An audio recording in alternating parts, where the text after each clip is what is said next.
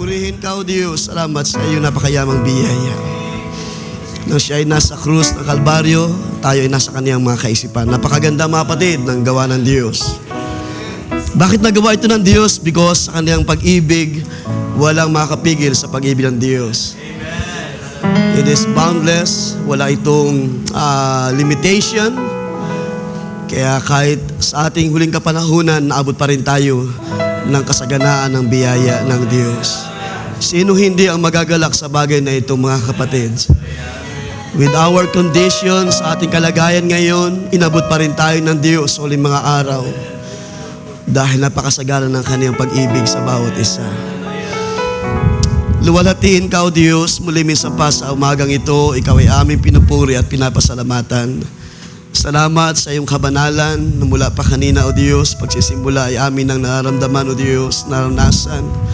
Ang iyong banal na presensya, Panginoon, ay narito kasama namin sa umagang ito, O Diyos.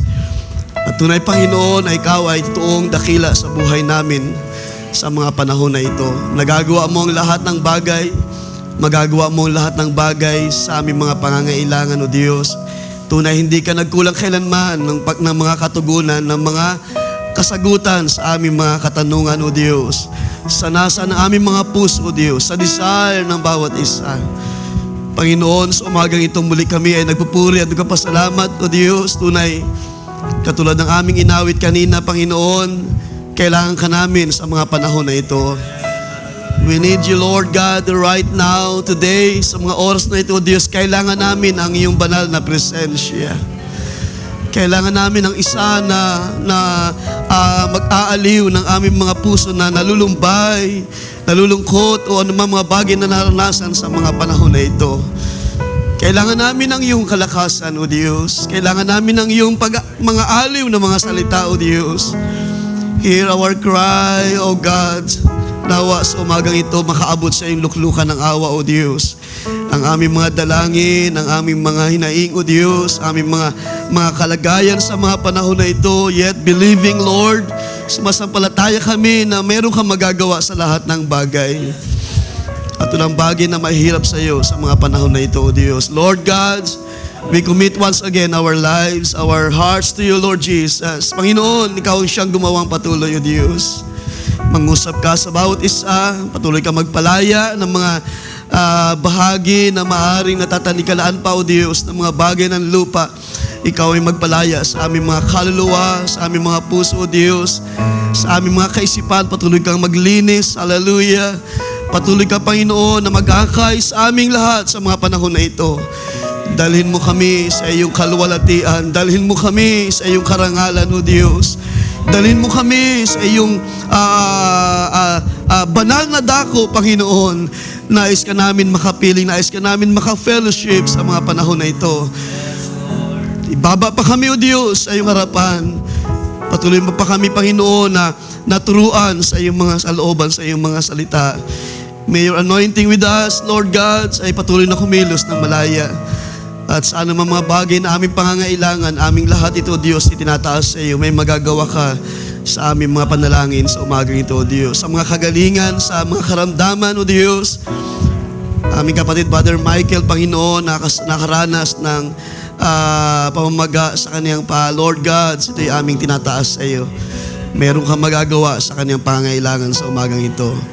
Panginoon Diyos, patuloy kaming umaasa at tiwala na ikaw ay mangungusap sa aming mga puso, O Diyos, at ikaw ay naglaan ng mabubuting mga bagay to strengthen our hearts, our soul, our mind, Lord, upang kami ay maging malakas pa sa mga panahon na ito sa pananampalataya.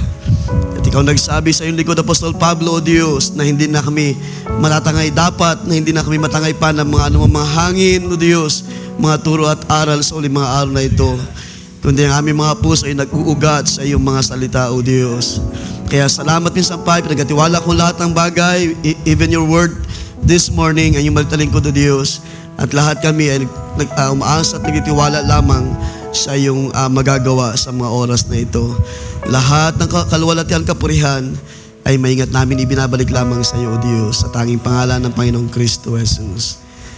Everybody say amen and say amen. Ating palapakan ng Diyos. Can we shout praise the Lord? Praise God! Ang Diyos ay buhay at siya'y manatiling buhay sa ating lahat sa mga panahon na ito, mga kapatid. Isang magandang umaga, pabati sa lahat. Muli, tiniwala ko na tayo ay pinagpalang lubos ng Diyos sa mga panahon na ito. Before we sit, let's open our scriptures. Again, sa aklat ng Ephesians chapter 1. Let's read these two verses. At I think ito ay ilang beses nating nadadaanan sa nakalipas na mga pangaral. I just want to share to you ilang mga bagay. Verse 13, in Him you also trusted after you heard the word of truth, the gospel of your salvation, in whom also having believed you were sealed with the Holy Spirit of promise. Sino sa atin ang sumasampalataya sa umagang ito, mga kapatid? Na tayo ay tapos nang naselyuhan. Amen. Who is the guarantee of our inheritance until the redemption of the purchased possession to the praise of His glory. Everybody say Amen. Amen. You may be seated, mga kapatid. Lahat ay malay makaupo. Pagpalain ng Panginoon. And good morning once again. Puri ng Panginoon. So ang oras ay 9:40. Pinagpala ang pangalan ng Diyos sa umagang ito, mga kapatid. Amen. Buhay ba ang Diyos sa ating mga puso sa umagang ito? Amen. Tunay na siya ay dakila at patuloy na gumagawa sa mga panahon na ito. Bagamat maaaring ang ilan ay may mga pinagdadaanan, may mga kanya-kanyang karanasan, pero nawa ang salita ng Diyos ay patuloy pang mag-encourage sa atin. Patuloy tayong dalhin sa sino sa inyo ang nauuhaw sa kalagayan na tayo ay wala ng pangangailangan. Dahil yan ay isa sa mga salita ng Panginoon sa bibig ng mga apostles na time will come, tayo ay kukumplituhin ng Diyos at sabi ng kanyang salita, wala lang tayong anumang pangangailangan pa.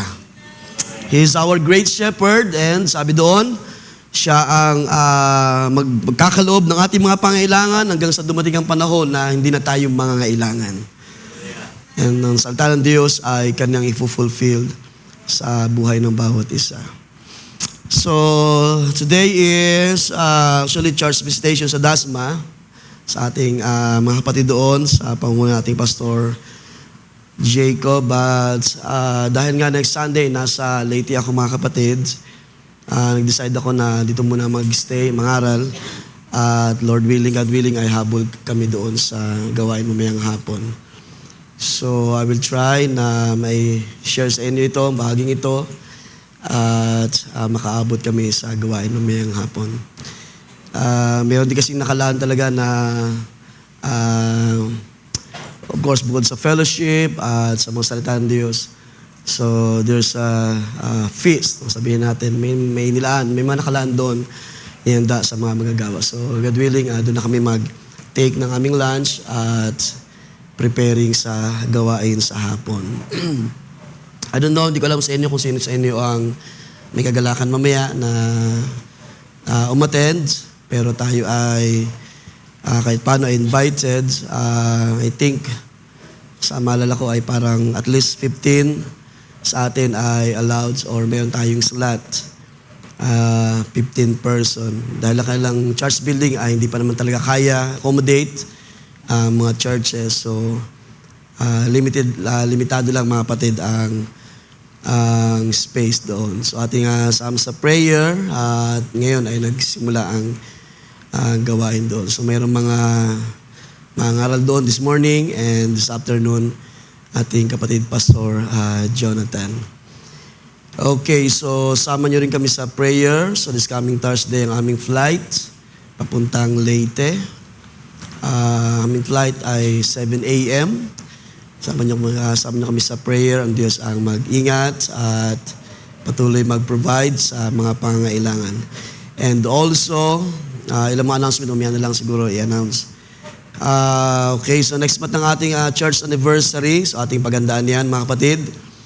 At dalahin ko na nawa ay minsan pa ang Diyos ay gumawa sa ating lahat at mabigay ng maraming dahilan kung bakit kailangan nating maghandog sa Diyos at maglaan ng panahon na pasalamat sa maraming ginawa ng Diyos sa buhay natin. Sa ministry, sa mga magulang dito na inabutan na ng mga panahon at tayo ay binigyan ng Diyos ng biyaya, sapat na mga panahon para ang buhay at lakas ay may paglingkod sa Diyos sa huling mga araw. Kaya sa Diyos mawi lahat ng kapurihan. Salamat din sa araw na ito. Salamat sa panahon na pinagkaloob ng Diyos sa atin. Okay, so this morning, I want to speak about, again, yung mga talata ay atin ang nabasa sa nakalipas na mga pagkakataon, and just want to give you an encouragement this morning.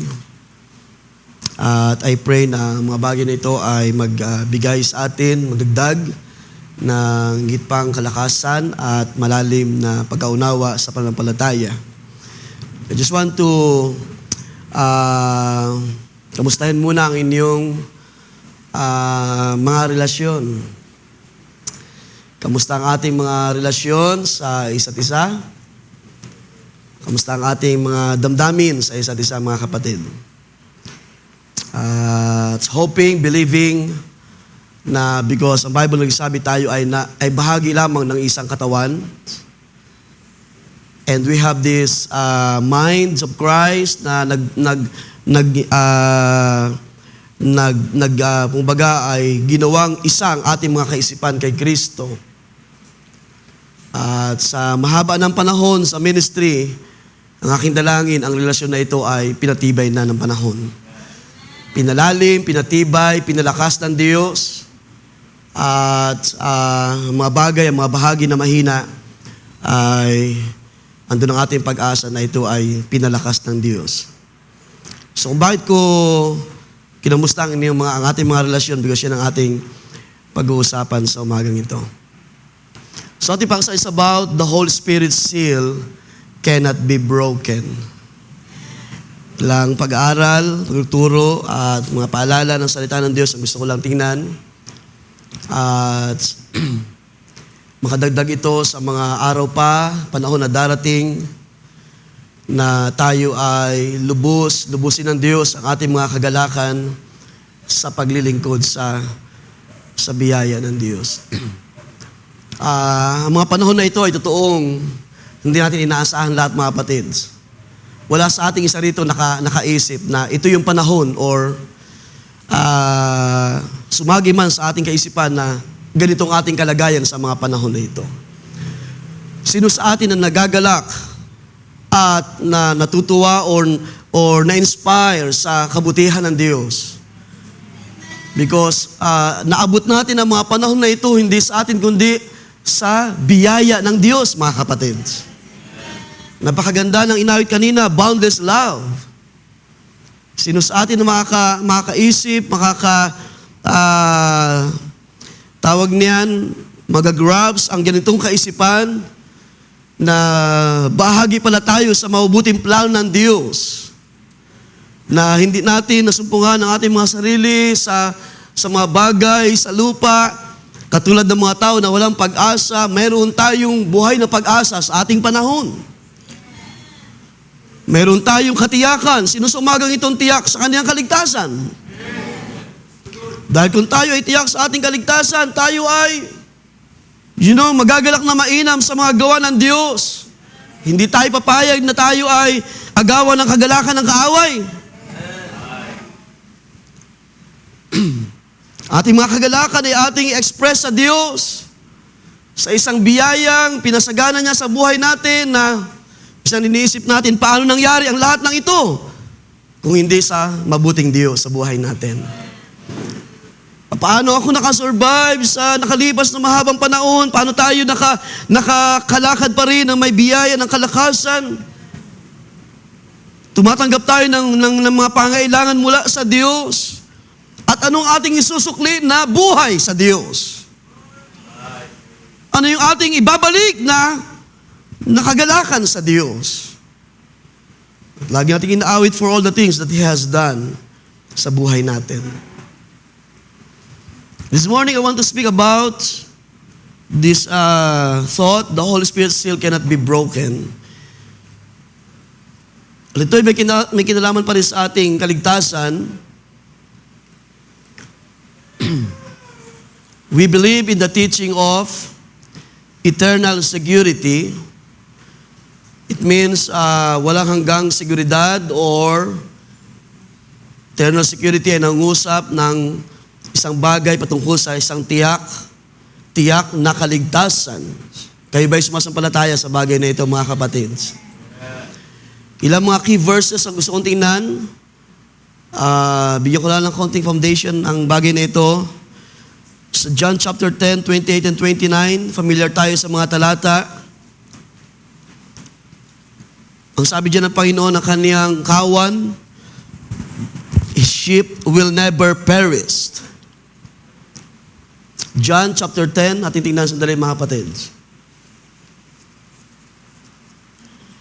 John chapter 10, mas maganda kung kayo ay nakapag-note mga kapatid, dahil masigit natin kailangan ang mga salita ng Diyos sa ating panahon. 28 and 29, and I give them eternal life, doon sa kawan ng Panginoon, sa kaniyang mga tupa. I give them eternal life, and they shall never perish. Neither shall anyone snatch them out of my hands. My Father who has given them to me is greater than all, and no one is able to snatch them out of my Father's hands. I and my Father are one. So, binigyan dito ng Panginoon ng security, ng isang tiyak na tagumpay, pag-asa, ang bawat isa na sumampalataya sa Diyos sa pamamagitan ni Kristo. Pinakita riyan ang isang kaisipan kung pag-uusapan ang eternal security, ay merong pinangusap ang Panginoon na isang tiyak na kaligtasan sa kanila na sumasampalataya. Sila na kaniyang binigyan ng buhay na walang hanggan, ay hindi sila mapapahamak. Ibig sabihin, ano man ang mangyari sa mundong ito, binigyan tayo ng isang buhay na pag-asa. Kung tayo man ay apektado ng mga bagay na nangyari sa lupa, ay natural lang ang mga bagay na yan, because we're still here, living in this life, in this flesh, na apektado pa ng mga bagay sa lupa, pero binigyan na tayo ng garantiya ng Diyos. Ipinangusap ng Panginoon, His sheep will never perish. At ang sabi diyan, wala nang makakaagaw pa sa kamay ng ating Panginoon. Do you believe it, church, umagang ito? Baka hindi pa settle sa atin yung kaisipan na sino ba talagang umahawak sa atin, ang Panginoon o ang Diyos, ang Ama. Dahil ang sabi ni Pablo sa Colossians chapter 1, verse 15, He is the image person of the invisible God. Kaya kung hawak tayo ng Panginoon, hawak tayo ng Diyos, mga kapatid. Ipinakita rin ng Diyos kay Pablo sa Romans chapter 8, 38 to 39. So, pamilyar tayo sa mga bagay na ito. Sabi diyan, no one will be able to separate us from the love of God, including death, life, or powers. Maging yung buhay sa kasalukuyan, yung mga bagay na nangyari ngayon at yung mga bagay na mangyari pa bukas, sa mga panahon pa na itutulad ng Diyos, walang makapaghihiwalay sa iyo, sa Diyos. At kung ikaw ay sumasampalataya sa umagang ito, tayuan mo ang salita ng Diyos. Ano man ang mangyari sa mga panahon na ito, walang bagay na makapaghihiwalay sa atin sa Diyos. And it is also speaks of our eternal security. Of course, meron na tayong understanding. Hindi ito lahat maunawaan. Because kung ito'y naunawaan ng lahat, hindi nila tatalikuran ng Diyos. Hindi nila iiwan o pababayaan ang salita ng Diyos. Pero bakit may mga tao na pinababayaan ang mga gawa ng Diyos sa mga panahon na ito? Bakit may mga tao na tumatalikod pa rin sa pananampalataya? Because they don't understand kung gaano kalaga Unang-una sa mga elect, sa mga hirang ng Diyos na mayroon na siyang ibinigay sa atin na katiyakan, at anumang mangyari sa mga panahon na ito, wala nang makapaghihiwalay sa iyo sa Diyos, mga kapatids. Do you believe it, church, sa umagang ito? Because kung tayo ay sumasampalataya, why cry? Sabi ng Scripture, bakit tayo manglulupaypay? Hallelujah! Bagamat nangyayari yan, hindi maiwasan, pero tumayo ka. Sabi ng mga sa ng mga awit, ikaw ay magupuri pa sa Diyos. O kaluluwa ko, bumangon ka sa iyong kalagayan. Ikaw ay sasamba pa sa Diyos. Ikaw ay maglilingkod pa sa Diyos. Huwag mong hayaan ikaw mapigilan ng mga bagay sa lupa. Pangailangan, huwag nawa ito makapigil. Trabaho, huwag nawa ito makapigil. Negosyo, huwag nawa ito makapigil. No, sometimes I feel sad. Nakaramdaman ng kalumbayan kapag tayo ay kapag tayo dumadaan sa mga ganong challenges ng ating panampalataya. Of course, hindi maiwasan minsan. Pero kailangan natin mag-strive. Mag-persevere. Gumawa ng paraan. Sabi nga nila, talagang ang sabi yung mga Proverbs, kapag talagang gusto mo, may paraan. Pero pag ayaw mo talaga, maraming dahilan. Totoo yun. And it is happening. Pero kailangan natin mag-strive sa panampalataya, mga kapatid, magpatuloy, sabi ni Paul, mag-press on. Sabi pa nga ng advice ng prophet na wag tayong, hayaan natin, sabi niya, letting off the pressure. Wag mo hayaan na makapigil sa iyo ang maraming mga bagay sa paglilingkod sa Diyos. So nasa panahon na tayo ay kinakailangang humarap sa mga challenges at tayuan. Kung ang Diyos ay nasa atin, sino ang laban sa mga anak ng Diyos? Sino ang pipigil? Tingnan nyo, kahit nga sa ating pagsamba, pagpuri, pag-awit, meron pa rin bahagi na tayo ay napipigilan, whether we like it or not. Hindi pa natin kayang ibigay ang lubos na pagluwalhati sa Diyos. Hindi natin kayang ibigay ang buong lakas at buong pasalamat sa Diyos na ito na tumawag sa atin. Another thing is Philippians chapter 1 verse 6. Kung pag-uusapan ang completed work, pinakita ni Pablo, ito ay tapos na sa Diyos. Or siya ay nangako, He will bring it to completion. Ang mga bagay na sinimulan ng Diyos na ginawa sa buhay mo, ito ay Kanyang dadalhin in completion. Ibig sabihin, aabot ka doon sa dulo na ipinangako ng Diyos. Tatapusin ng Diyos ang plano niya sa buhay mo. Yung pagkatawag na itinawag ng Diyos sa buhay mo, ang Diyos mismo ang gagawa ng paraan para ito ay maisakatuparan ng Diyos sa buhay mo. Whatever it takes, dadalhin ka ng Diyos sa Kanyang pangako. Hallelujah.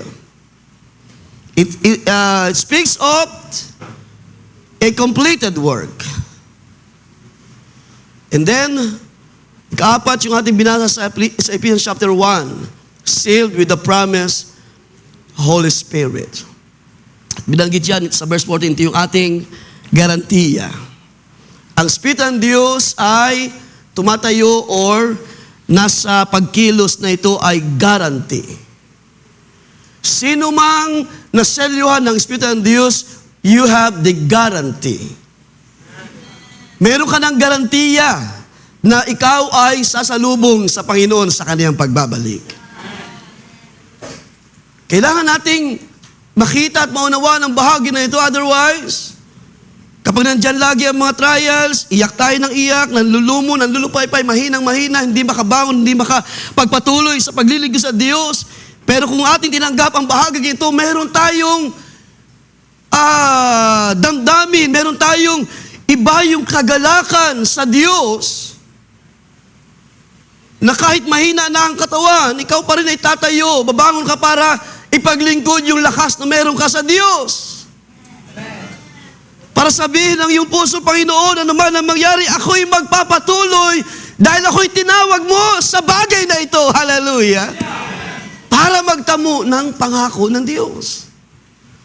He will complete it. He will complete all the things that He has he began to, kanyang pinasimulan sa buhay natin sa panahon na nakalipas.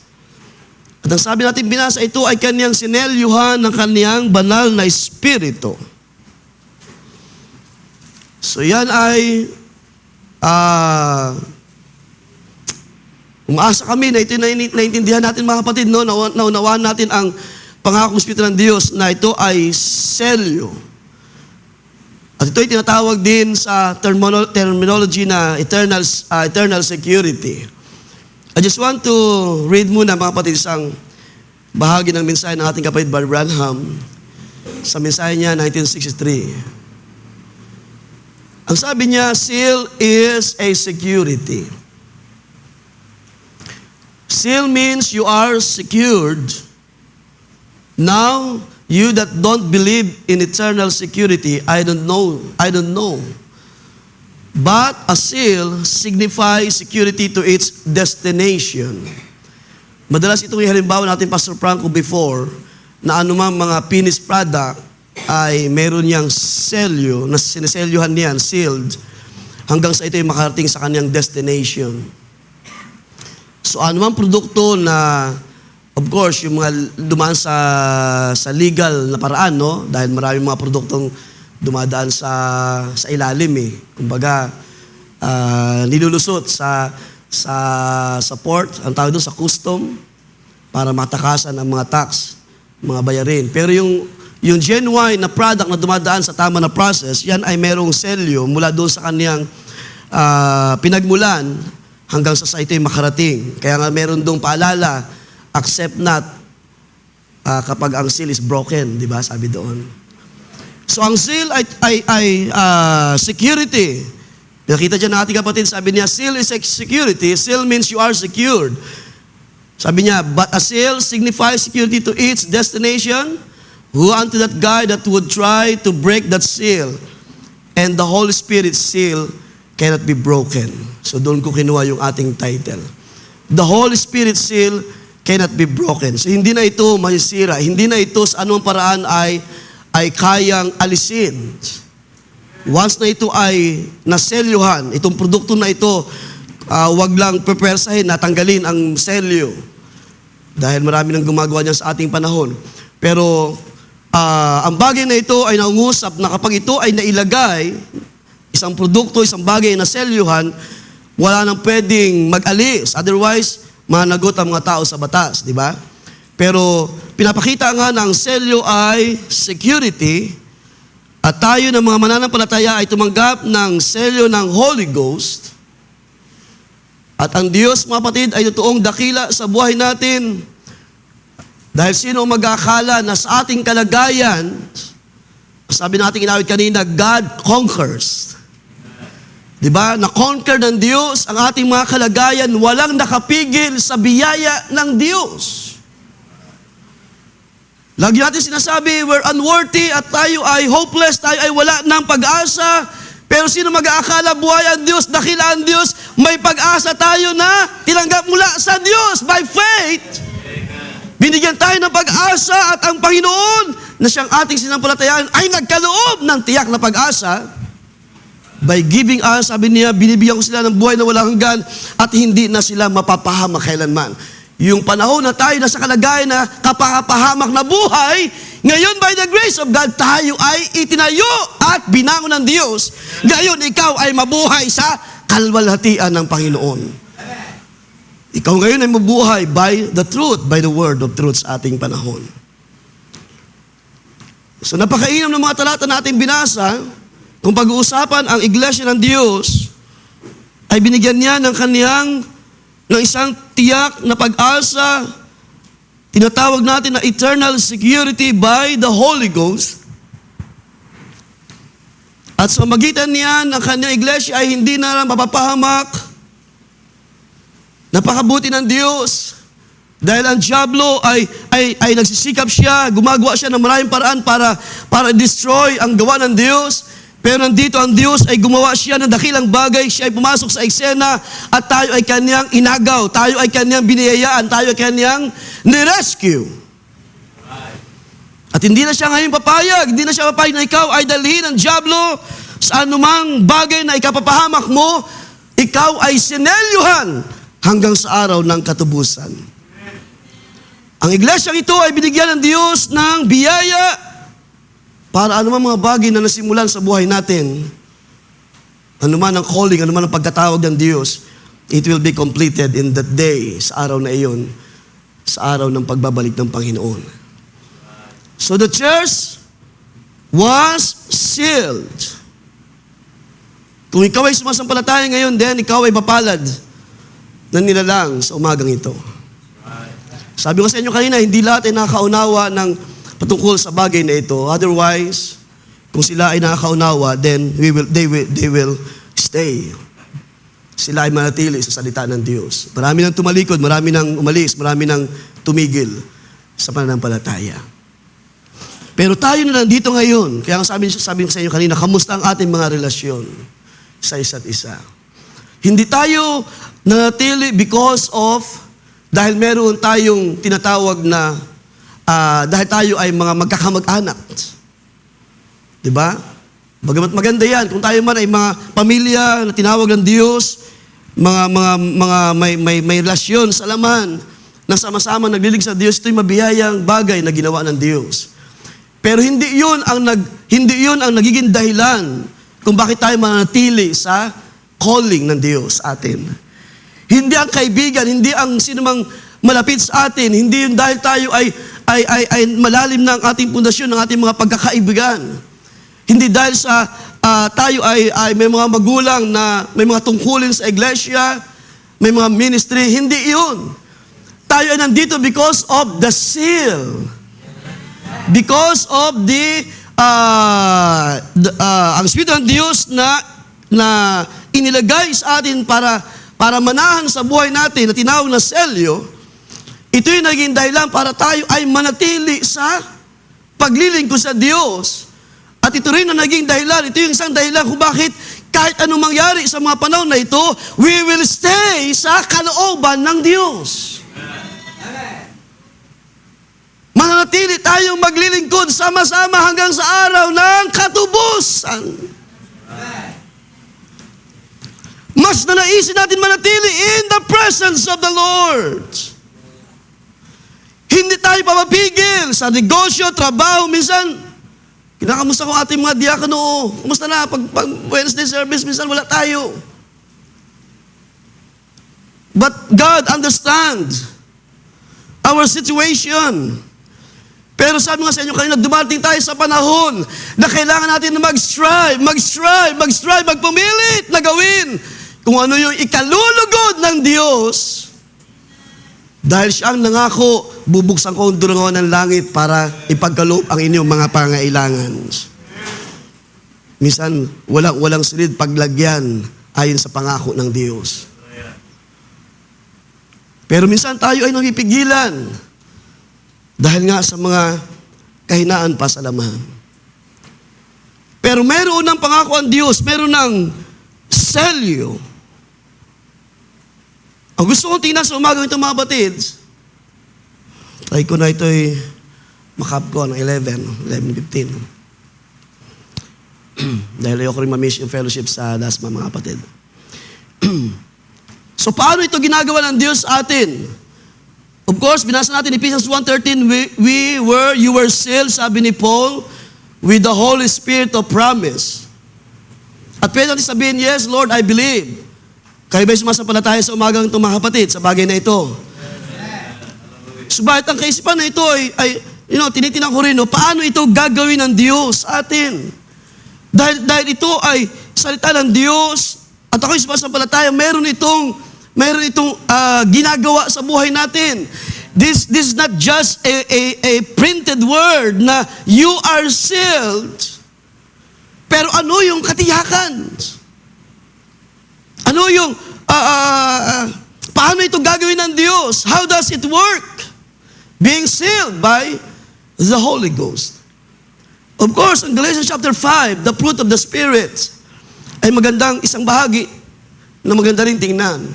Pero isang bagay din na akin tinitingnan mga kapatid sa bagay na ito, because nang banggitin ni Paul doon sa Ephesians chapter 4 verse 30, do not grieve the Holy Spirit. Punta natin yan, Ephesians 4:30.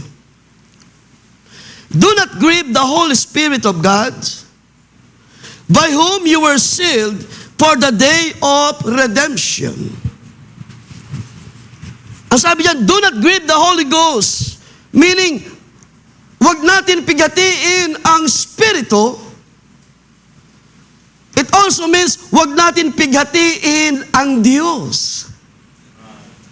Wag natin pigatiin ang pagkilos, ang gawa ng Diyos sa buhay natin. So magitan ng kanyang Espiritu na nananahan sa ating mga puso, sa ating mga kaluluwa. Ang salitang Greek word, mga kapatid, yung grieve, sa salitang Greek word na lupeo, it means to be sad or be in heaviness. Nang sabihin ni Pablo, do not grieve the Holy Spirit of God, ito pala ay nangungusap ng isang damdamin. Nang sabihin ni Pablo, do not grieve the Holy Ghost, do not grieve the Spirit of God that is in you, by whom you were sealed for the day of redemption. Grieve means to be sad or be in heaviness. Ibig sabihin, maging malungkot or maging mabigat ang loob.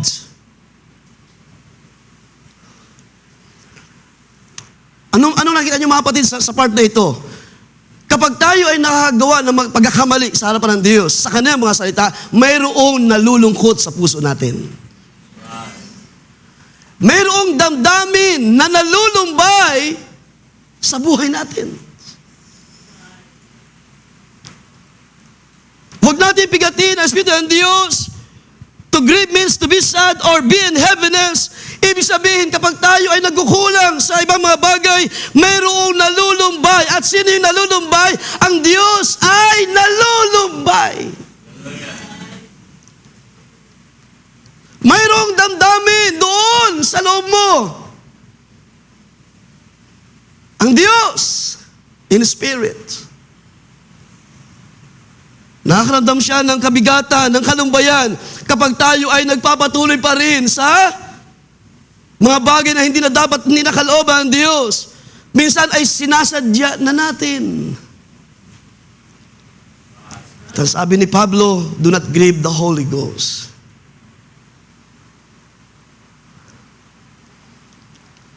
Anong pinapakita dyan, mga kapatid? Ang selyo ng Espiritu Santo ay pinapakita ng Diyos ay nasa atin. 1 John chapter 4 verse 16 natin tingnan. Ano sabi ni John? 1 John 4:16. And we have known and believed the love that God had to us. And we have known and believed the love that God had to us. God is love, and he that dwelleth in love dwelleth in God, and God in him. Ang pinapakita dito ni John, ang Diyos na nasa atin by His Spirit. Sa panahon na tayo ay nagkakamali, nagkukulang sa Diyos, ang Diyos ay nalulumbay. Ibig sabihin, mayroong relasyon na namamagitan sa akin at sa Diyos at sa akin, sa iyo at sa Diyos at sa iyo.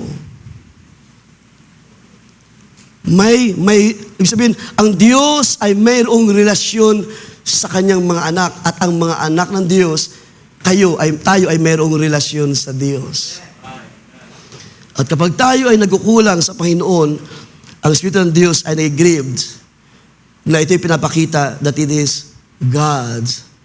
Ang Diyos ay nalulumbay. Ang Diyos ay nalulungkot, sabihin natin.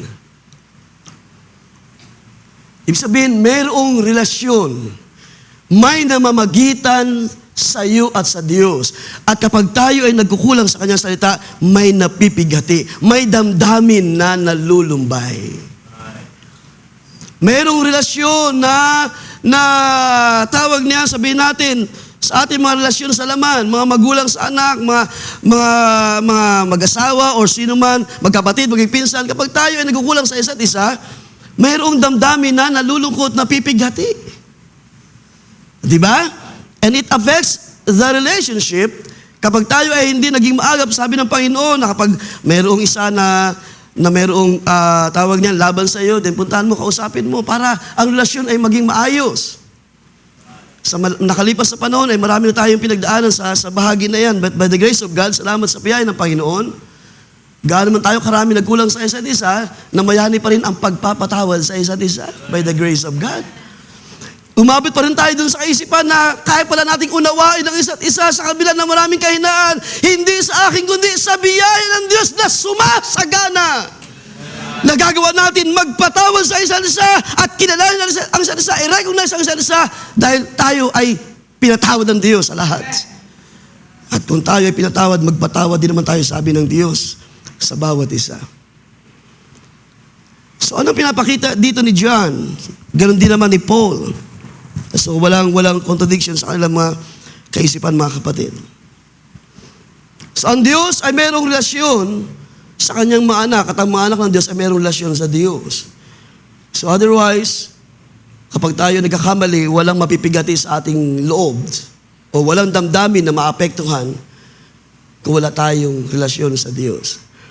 So therefore, ang selyo, so tinitingnan ko lang siya sa ganitong bahagi. Of course, may ilang mga bagay pa na pwede natin consider how the seal works. Tulad ng fruit of the Spirit. Pero sa bahagi ito, nais kong tingnan, mga kapatids, ang selyo ay may kinalaman sa ating pagiging anak ng Diyos. At ang Diyos sa kalagayang ama sa atin. No, I can say, mga kapatid, ang seal ay kumikilos or gumagawa through the relationship. Kaya sabi ko sa inyo kanina, paano ito kikilos? Paano ito mag-work?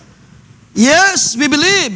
We're sealed by the Spirit of God. Pero paano ito sa isang bahagi gagawa sa buhay natin? At ito yung pinapakita ni Pablo, huwag natin pigatin ang Espiritu ng Diyos. Mayroong damdamin, mayroong relasyon na namamagitan sa atin at sa Diyos. So it works through the relationship between God and His people. No, wag natin isipin, mga kapatid, na minsan parang wala tayong care, wala tayong minsan pakialam kahit tayo ay sumusuway sa salita ng Diyos. Then, we don't understand kung ano yung kalooban ng Diyos. Diba? Kapag tayo ay minsan nagsasadya, lately, nababasa ko sa Facebook ilang mga post, sabi doon, paglingkuran niyo ang Diyos. Sabi doon, in punctuality. Diba? 5 days, 6 days, we go to work, at nandun ang ating puso talaga na pag-isikap, hindi ako papayag na ako ay malilate because kailangan kong trabaho nito at kailangan kong ipakita sa aking boss. Ito yung aking dedication. But when it comes to service, doon tayo nagkukulang. Bakit parang wala tayong damdamin na ayoko malay sa gawain, hindi ko hayaan ang Panginoon ay malumbay sa akin. Sisikapin ko na ako'y pumaroon at ako ay maglilingkod pa sa Diyos. Diba? Mayroong malaking pagkakaiba sa bahagi na yon. Na kung tayo ay dedicated sa buhay sa lupa, higit dapat tayo mas dedicated sa mga bagay sa Diyos. At kung tayo ay nararamdaman natin na parang tila may kulang, we offended the Spirit of God because of this thing na atin ang nakikita pero hinahayaan natin. At ang relasyon natin sa Diyos, it affects. Mayroong nalulungkot sa puso natin, mayroong nalulumbay. May Diyos na hindi makakilos ng malaya because marami tayong napapabayaan sa paglilingkod sa Diyos. Let's go on 2 Timothy chapter 2. Verse 19. So maganda rin ang pinakita dito ni Timothy, o ni Paul kay Timothy. Ang sabi dyan, nevertheless, the firm foundation of God stands having this seal. Ginamit ni Paul, ang sulat na ito kay Timothy, ginamit niya yung word na selyo, seal. Sa Greek word, assignet, by implication, the stamp impressed. So halos same doon sa thought na pinapakita ni Pablo. Mayroong stamp, mayroong selyo, may selyado yung isang bagay. And as a signet, pinapakita rin dyan as a mark of privacy or genuineness. So ano yung pinapakita dyan na mark of privacy? Sabi dyan, the Lord knows those who are His. The firm foundation of God stands having this seal. Merong selyo, merong namamagitan sa iyo at sa Diyos. By His Spirit, ikaw ay naselyuhan. At ang firm foundation ng Diyos ay nakatayo sa bagay na ito. Ang selyo na nasa kanyang mga banal ay ang pagkakilala ng Diyos sa buhay mo. The firm foundation of God stands having this seal. The Lord knows those who are His. And everyone who names the name of the Lord is to keep away from the wickedness. So ito ay nagpapakilala ng parang marka ng privacy na ang Diyos, ikaw at ang Diyos ay mayroong namamagitan sa inyo na relasyon. Hindi ito relasyon ng makataong relasyon. Ito ay founded in divine love. Hindi ito damdamin makatao kapag ikaw ay nakakita ng pagkukulang. Iwan mo ang iyong partner, iwan mo ang iyong kaibigan, ang iyong kapatid. Kapag nagkasala sa iyo ay parang tapos na ang lahat. Pero iba sa Diyos, ang sabi na kami kanina, it is boundless love. Hallelujah. Walang pipigil kapag ang Diyos ay kumilos sa buhay mo. Kapag siya'y gumawa sa iyo, yan ay pagmamahal ng Diyos para sa iyo. Yan ay gawa ng Diyos sa buhay mo. Mayroong namamagitan sa iyo at sa Diyos. The Lord knows those who are His. And the word knows itself, it means, a Greek word na ginosko, ibig sabihin, to know absolutely. Nakikilala ng Panginoon ang kanyang mga kanya, ang kanyang sarili. Kung sino-sino sila na mga anak ng Diyos. The Lord knows everything. It also means be aware of or having knowledge, perceive, and understand. Because of this relationship we have sa Diyos, of course, ang magitan ni Jesus, tayo ay mga tinawag na mga anak ng Diyos by faith. Hindi man tayo kalahi ng mga Hudyo, hindi tayo nasa lineage ni Abraham para tawagin mga anak ng Diyos. But by faith through Jesus Christ, tayo ay mga tinawag na mga anak ng Diyos. And therefore, bahagi tayo sa mga pangako ng Diyos in Christ, sabi ni Pablo. At pinapakita ni Pablo sa atin ang isang napakagandang larawan ng selyo ng Diyos. May Diyos na nasa atin, may Diyos na nananahan sa atin by His Spirit, at ang Diyos na ito ang siyang tanging nakakakilala sa buhay natin. Sometimes, sa mga kaibigan, hindi tayo lubos na kilala. Well, pwede sabihin ng iba, kilalang-kilala kong aking kaibigan, alam ko yung kanyang mga kahinaan, alam ko yung kanyang mga gusto, alam ko yung mga paborito niya, pero merong higit na nakakilala pa rin sa atin, mga kapatid. Yun yung panahon kapag tayo ay dumalangin, Panginoon, ito yung aking pangailangan. May Diyos na tumutugon. Alam ng Diyos ang ating mga pangailangan. Having this seal, the Lord knows whom, sabi dyan, the Lord knows those who are His. The Lord knows how to care His people. The Lord understands our needs. Kapag meron tayong mga panalangin, nandyan siya, gumagawa siya. Hindi sabi ng Scripture, hindi siya bulag para hindi makita ang iyong pangailangan. Hindi siya bigay para hindi marinig ang iyong dalangin. Nandyan siya. God understands His people. Meron siyang pagkilos, paggawa sa buhay mo. At yun yung pinapakita ng seal, ng selyo na nasa atin. May Diyos na nandyan, nananahan by His Spirit. Nariyan siya, kasama mo siya. Hindi siya magkukulang sa iyong pangailangan. And why? Bakit tayo minsan, lalapit pa tayo sa mga nasa lupa, mga karunungan ng lupa, sa wisdom ng mga tao. Kapag tayo may pangailangan ng mga advice sa Diyos, Ito isang bahagi, mga kapatid, na pagkukulang natin kung tayo ay mas unahin natin na tayo lumapit sa tao kaysa sa Diyos. Na nagsabi-sabi ni Pablo, ang wisdom ng tao ay kamangmangan sa Diyos. Ang Diyos ang may higit na ma-advise para sa ating mga pangailangan. Ang kanyang kaisipan ay mas dakila, mas mataas kaysa kaisipan ng tao. Bakit tayo hingi ng advice sa mga marunong sa lupa, sa mga so-called psychiatrists? May higit na Diyos na, sabi ng Biblia, the only wise God. Amen.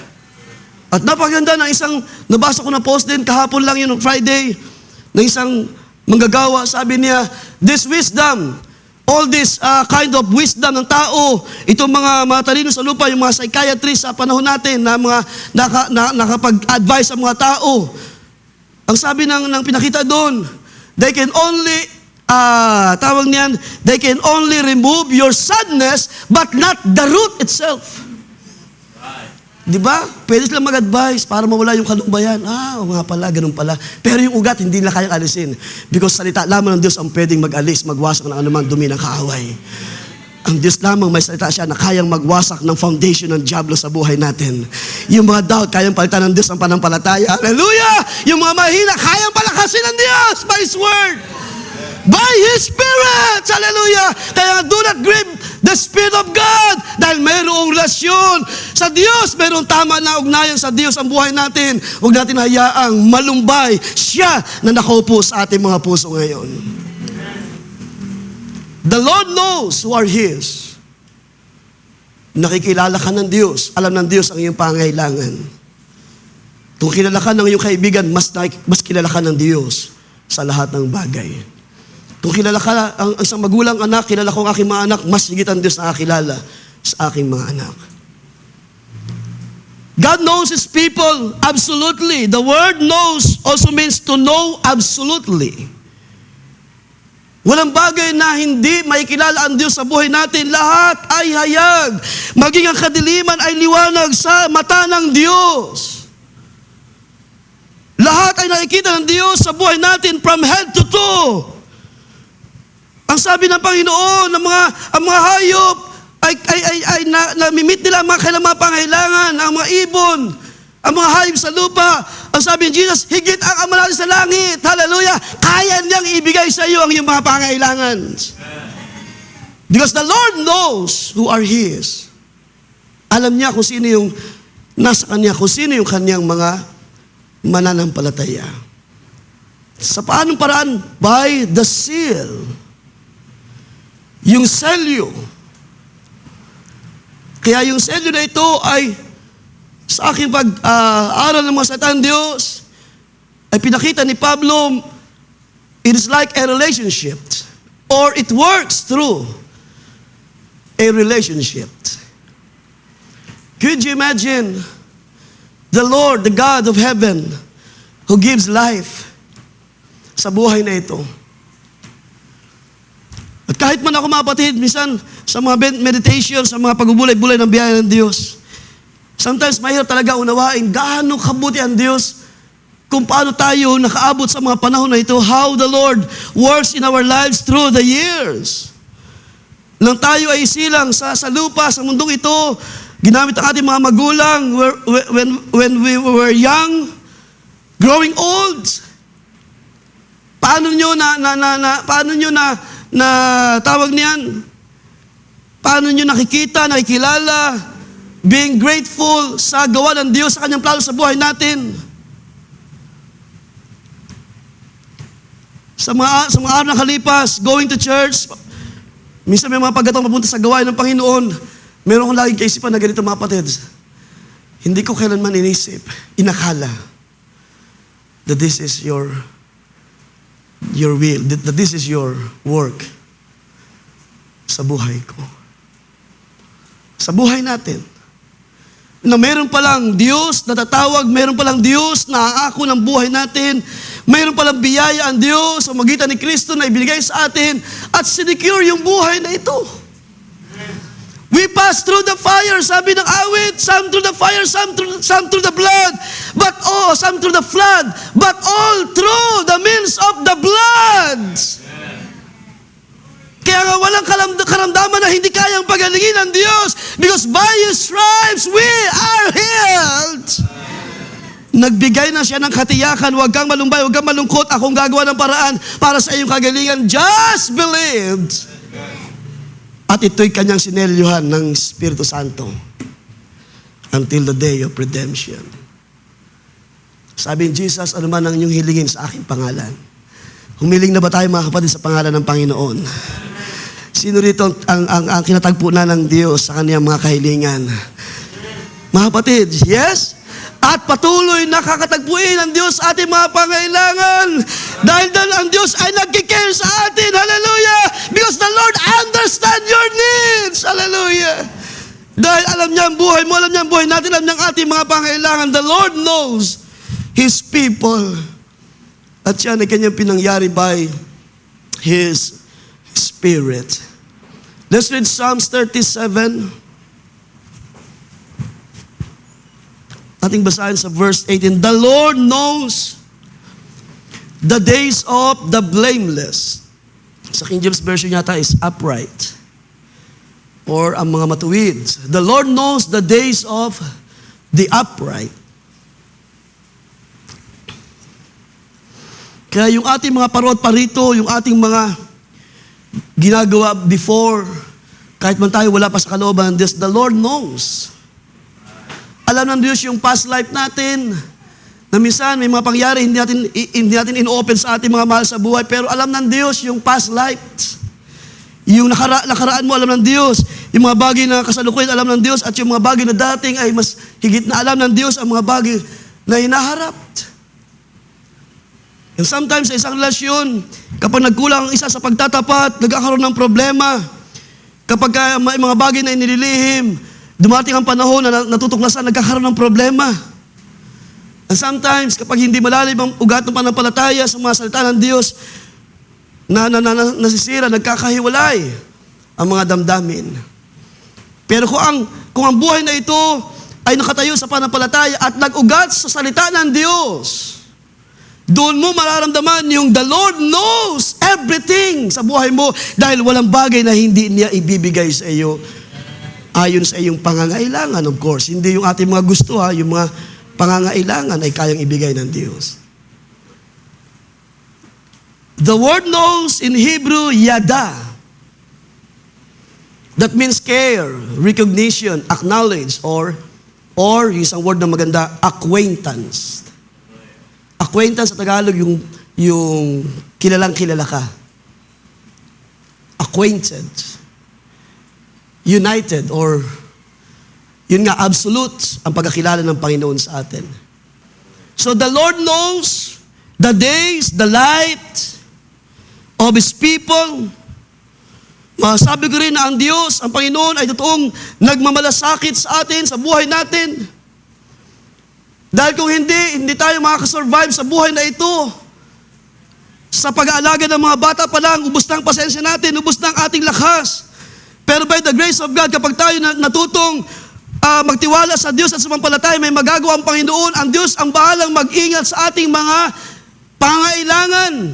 God is able to do ano man ang bagay na ating na-commit sa Kanya, laging may paraan ang Diyos sa buhay natin. The Lord cares for His people. The Lord have a knowledge sa buhay mo. Walang bagay na hindi nakita ng Diyos. The Lord is acquainted sa buhay mo. Kaya ano pa yung ating ililihim sa Diyos? Walang bagay tayong may ililihim sa Panginoon. And because of this relationship, by the seal of the Holy Ghost, ito yung nagbibigay sa atin ng security. Dahil ang Diyos ay hindi katulad natin kapag tayo nagtampo, na nasagasaan yung ating ego, tayo ay nasaktan ng sino man, iniiwan natin. Nababawasan yung pagmamahal, yung care, at anong bagay pa. Pero hindi sa Diyos. Ang Diyos mismo kaya niyang ingatan ang ating relasyon, ang kanyang relasyon sa atin. By His Spirit. Sealed by the Holy Ghost. Kaya kahit gaano karaming ating mga pagkukulang, napakabuti ng Diyos. Amen po ba mga kapatid? Sino sa inyo nakaka-realize? Ang dami nating mga kahinaan pa. Ang dami ko pang kulang, Panginoon. Hindi ko pa nagagawa ang mga bagay na ito. Pero ang Diyos ay Diyos ng long suffering. Ang Diyos ay mapagpaubaya. Ang Diyos ay mahabagin na Diyos. As long as nagsisikap ka sa pananampalataya at ginagawa mo ang lahat na magagawa mo by the grace of God. Kapag meron tayong damdamin minsan na parang na-discern na natin, maliban na hindi natin ma-discern. Pero kung na-discern nyo na, lagi na ako nalilate, Panginoon. Pero this time, I will give my best. Sa magitan ng iyong biyaya. Ilang beses na ako wala sa Wednesday prayer meeting, Panginoon, but I will try. Na kahit once a month, di ba? Magsimula ka sa isa, hanggang sa ito'y magpatuloy all the way. Kaysa tayo ay buong panahon, wala tayong ipinakita na paglakad sa pananampalataya. Because of this relationship, ang Diyos ay nagmamalasakit. Ang Diyos ay nagmamalasakit. God cares for His people. Ang Diyos ay nakakilala siya ng ating mga kalagayan. Ang Diyos ay acquainted sa ating, yung word pala na acquainted ay pamilyar, yun. Kilala tayo ng Diyos. He knows us absolutely. At ang sabi ng ating mga kapatid, the Holy Spirit seal cannot be broken.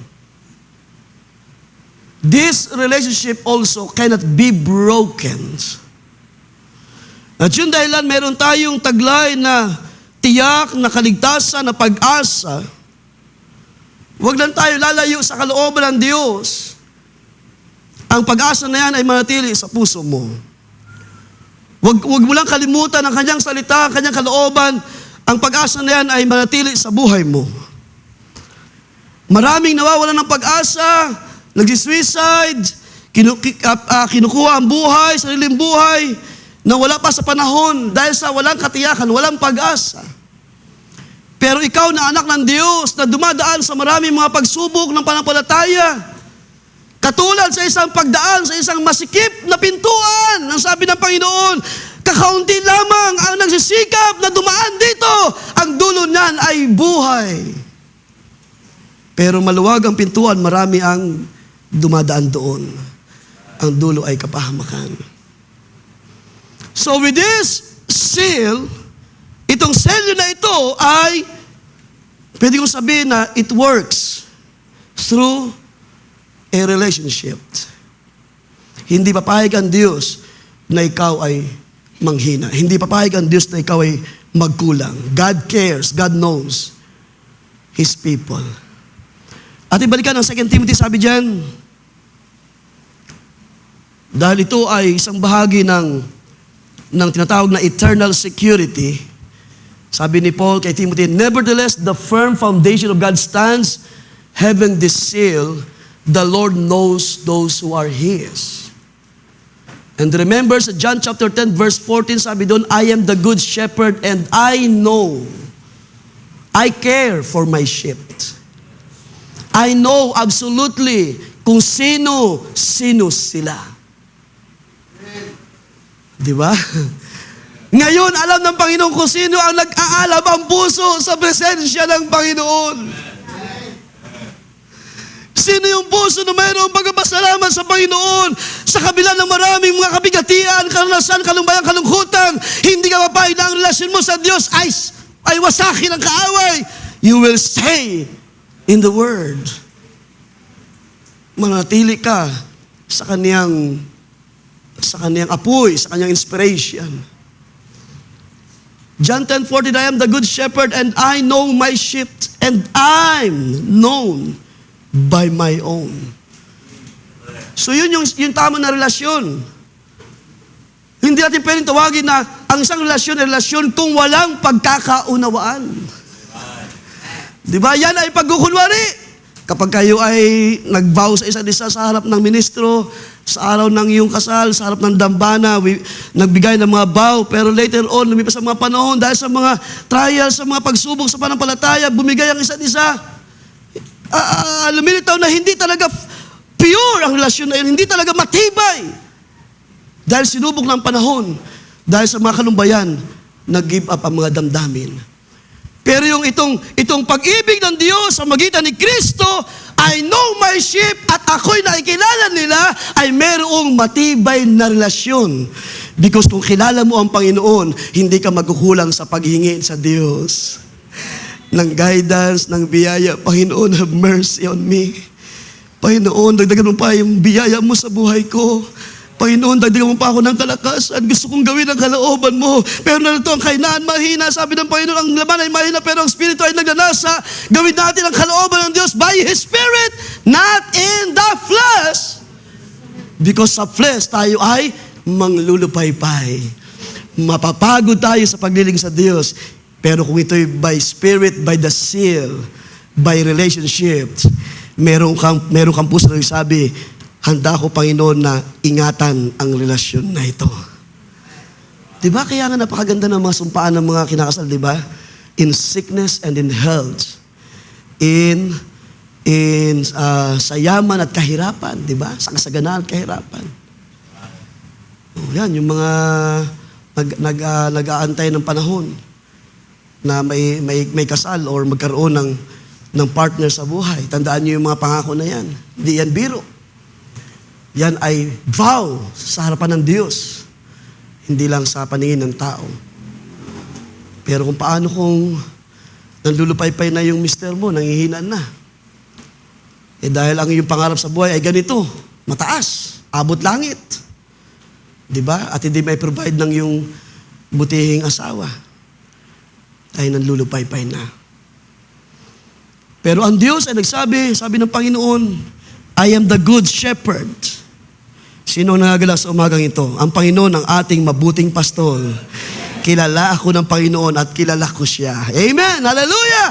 Kilala ka ng Diyos. Kilala mo ang Panginoon na tumawag sa iyo na hindi magkukulang sa iyong pangailangan. Ating palapakan ng Panginoon, mga kapatid. Hallelujah! Glory to God! Glory to Jesus! So ano ibig sabihin ng relasyon na ito? Na kung ating titignan sandali yung meaning ng relationship, no? A relationship is how two or more people, things, or groups are connected. Yan. It involves how they feel, they act, and deal with each other. So yun ang relasyon. Alam nila na mayroon silang koneksyon sa isa't isa. So alam mo na mayroon kang koneksyon sa Diyos. Ang buhay mo ay connected sa Diyos at ang Diyos mismo ay connected sa iyo by the Holy Spirit. Pero kung hindi mo naranasan ang selyo ng Espiritu ng Diyos, yun ang dahilan na bubuhay ka pa sa iyong sariling kalooban. Yun ang dahilan, hindi ka pa masyado nag-care sa salita ng Diyos. Yun ang dahilan, hindi mo pa masyadong pinapansin ang mga pagluturo, ang mga advices, at ang iyong care ay ang iyong mga pangailangan personally. But kung ikaw ay connected sa Diyos, yun ang tinatawag na relationship. Meron kang connection sa Diyos. Ang Diyos ay nasa iyo at ikaw ay nasa Kaniyang mga salita. So yun isang bahagi, mga kapatid, na gustong tingnan in this part. At nawa ang bagay na ito ay magbigay sa atin ng kahit paano ay bahagi ng understanding. At tulad na sinabi kanina, di tayo magkakaroon ng isang relasyon, ng isang totoong relasyon sa isa't isa, kung wala tayong connection sa isa't isa. Kaya nga sabi ni Pablo, advice niya, to communicate. Sabi niya, huwag niyong pabayaan ang communication. Huwag niyong hayaang mawala ang connection sa isa't isa. Huwag niyong hayaan na hindi kayo nakakapag-usap, buong taon hindi kayo nakapag-usap ng iyong mahal sa buhay, ng iyong partner, o ng iyong kasama sa pananampalataya.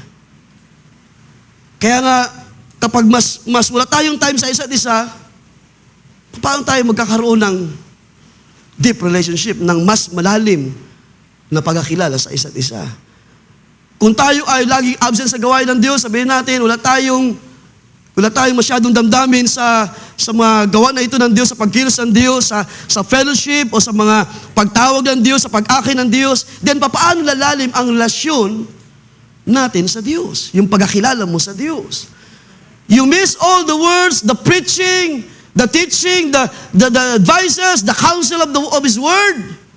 Kaya nga mamiss mo lang isang gawain, malaki nang nawawala sa iyo. You miss the love of God. You miss His His presence, you miss His wonderful words. At hindi na yun may babalik. Mabuti pa nga sa panahon natin ngayon, mayroong mga recordings. O pwede mong i-rewind sa Facebook. Pero mali yata yung kapatid kapag masyado na tayo nagre-rely, meron namang recording sa Facebook, sa YouTube. One time na pag-usapan namin, mga elders, wala sa atin nakapag-preserve ng mga tape recorder ni Pastor Franco. Di ba, masarap sana balikan yung mga messages sa tape. Kaya lang sa tape kasi, sa cassette tape, doon sa mga nakaabot at doon sa mga hindi familiar, cassette tape, so rectangle siya, sinasaksak yun sa player. So yun yung cassette tape. Wala pang mga social media, wala pang mga MP3 or mga soft copy. So sa madami-dami ng mga preaching ating Pastor Franco, wala tayo na saved. Medyo nakakapanghinayang sa part na iyon. Masarap sana balikan ang mga pagtuturo ng ating butihing pastor. So wala rin tayo na save via online sa mga storage online. Pero naniwala ako, ang mga pinangaral na yon ay nasa ating puso ngayon. At yung dahilan, hindi tayo bibitaw sa mga pangako ng Panginoon. At yung dahilan, hindi tayo tatalikod sa pag-akin ng Panginoon, manatili tayo dahil mayroong foundation ang relasyon na ito. Mayroong selyo ng Espiritu ng Diyos. I just want to read one more sa bahagi ng mensahe ng ating kapatid Barbanham. Sabi niya, we have eternal security as long as we're in the body of Christ. So as long as you stay in Christ or sa salita ng Diyos, sa Word, sa kalooban ng Diyos, yun ang pinapakita riyan. We have eternal security as long as we're in the body of Christ. Nothing can separate us. Nothing touch us. If you go out, so yun ang aking bilanggit kanina, you go out by your own will. So kapag ikaw ilalabas kay Kristo, hindi sa fellowship, ha? Dahil ang fellowship na ito ay, pwedeng ngayon wala ka rito. Next Sunday, nandito ka, pwedeng wala ka next Sunday. Ibig sabihin, sa literal na sama-sama. Pero spiritually speaking, kapag tayo lumabas, ibig sabihin, tayo ay tumalikod sa pananampalataya. At kapag tayo ay lumabas sa pananampalataya, sabi ng prophet, if you are, sabi dyan, if you go out by your own will. So you don't care sa relasyon mo sa Diyos. You don't care kung anong kalooban ng Diyos sa buhay mo. Wala kang malasakit kung ano yung payo ng Diyos. Ikaw ngayon lalakad sa iyong sariling kalooban. At yun ay paglabas. Paglabas sa pananampalataya. Paglabas sa gawa ng Diyos. Pero sabi ng prophet sa ating panahon, if you will stay, as long as you are in the body of Christ, you have this hope. Meron ba tayong pag-asa nito, mga kapatid, sa umagang ito? We have eternal life as long as we are in the body of Christ. As long as we stay in this relationship. As long as meron pa rin tayong damdamin na nagmamalasakit sa katuwiran ng Diyos, kahit man tayo ay nasasaway, we stay. Kahit man tayo napapalahanan, we stay. Tayo ay nagmamahal sa katuwiran ng Diyos. John 13 verse 18 natin puntahan. Now we're talking about the seal, no? And the seal, the Holy Spirit seal, cannot be broken. And that's, I believe, also sa bagay na ito. Kung meron man tayong tatak ng Santong Espiritu ngayon, mga kapatid, ito ay isang tiyak na pag-asa. Kaya kahit gaano karaming niluluha mo ngayon at luluhain mo pa bukas, iiyak mo pa, meron ka ng tiyak na pag-asa. May saklolo. My help comes to the Lord. May Diyos na mahabagin sa buhay ko. Hallelujah. May Diyos na tutugon sa aking mga pangangailangan. John 13 verse 18, I do not speak concerning all of you. Sabi ni Jesus, sabi niya, I know whom I have chosen. Nandito ba sila sa umagang ito? The Lord knows whom. The Lord whom He chose. At kayo ang mga pili ng Diyos, pinili before the world was formed. Bago pa lumitaw lahat ng bagay, meron na siyang pinili. At sabi ng Panginoon, I know whom. Kaya kailangan ang gospel ay may pangaral sa lahat, may turo sa lahat. Ang kaligtasan ay dalhin ng Diyos sa karamihan sa mga bansa. Because ang Diyos na pumili, ang Diyos na humilang sa iyo, ay tatawag sa iyo sa tamang panahon. Ang Diyos na naglaan ng kanyang biyaya para sa iyo. 1 Corinthians chapter 8 verse 3, but if anyone loves God, he is known by Him. Sa mga umiibig sa Diyos, sa umagang ito, sino ang mga umiibig sa Diyos? Kilala ka, nakikilala ka ng Diyos. If anyone loves God, He is known by Him. Hindi pwedeng makalpas sa Diyos, sa Panginoon ang buhay mo. Galatians 4 verse 9, but now that you have come to know God, or rather to be known by God. So pinapakita dyan, ang pagkakilala ng Diyos sa atin ay hindi na ito masisira pa. At gayon din naman kung paano ang selyo ay hindi na pwedeng wasakin ng dyablo. It is our eternal security, and therefore yung relasyon mo sa Diyos, hindi na ito pwedeng sirain ng kaaway. You are rooted and grounded in the love of God. Kaya nga umawit tayo ng love of God, di ba? Is great and far, greater far. Napakalawak ng pag-ibig ng Diyos sa buhay natin. Yung mga bagay na hindi kaya ng mga magulang, yung mga bagay na hindi kayang unawain ng kapatid, ng mahal sa buhay, may Diyos na nakakaunawa sa iyo. And as long as you stay with His Word, ang care ng Diyos, ang kanyang pagmamalasakit ay nariyan. Huwag kang manghina sa iyong panampalataya, magpatuloy ka, hindi ka pagkukulangin ng Diyos ng kalakasan, ikaw ay aakayin ng Diyos sa kanyang katuwiran sa mga panahon na ito. The Lord will bring you up sa mga panahon na ito. At ito'y ito mga kapatid, the Holy Spirit seal cannot be broken. Do you believe sa umagang ito mga kapatid? The Holy Spirit seal, ang selyo na ito na ibinigay ng Diyos. Otherwise, kung ito'y kayang wasakin ng dyablo, then mahina ang Diyos. Pero ang Diyos ay dakila sa lahat. Hallelujah! Ang Diyos, ang nagmamayari ng langit at lupa, He created all things. Hallelujah! At kaya niyang gawin lahat ng bagay. Mula sa wala, kaya ng Diyos palitawin ang isang bagay. Mula sa bagay na tila mahirap sa atin, kayang gawin ng Diyos sa buhay natin. Yung kaligtasan nga ay pinagkaloob sa atin, sabi ni Paul, gaano pa yung mga bagay na iyong pangailangan? May. Kung pangailangan ito sa pagkain sa laman, trabaho, hanap buhay, o mga bagay sa lupa, kung ang kaligtasan ay ibinigay ng Diyos sa iyo, gaano pa yung buhay mo sa lupang ito? At sa Diyos ay walang pagkukulang. Hallelujah! At sa Diyos ang lahat ay Amen, Amen, Hallelujah! Amen means so be it, Lord, mangyari according to your will. And these thoughts are not our thoughts, His way is not our ways. And yung dahilan, magpasakop tayo sa salita ng Diyos, mga kapatid. Yung dahilan, sabi ni Pablo, lay aside all the malice, all the ignorance. Hindi nagkulang ang Diyos atin. One time, di ba, sabi nga sa inyo, na hindi natin kayang survive ang ating sarili kung tayo nagsasarili sa ating bahay. Kung tayo ay walang connection sa Diyos.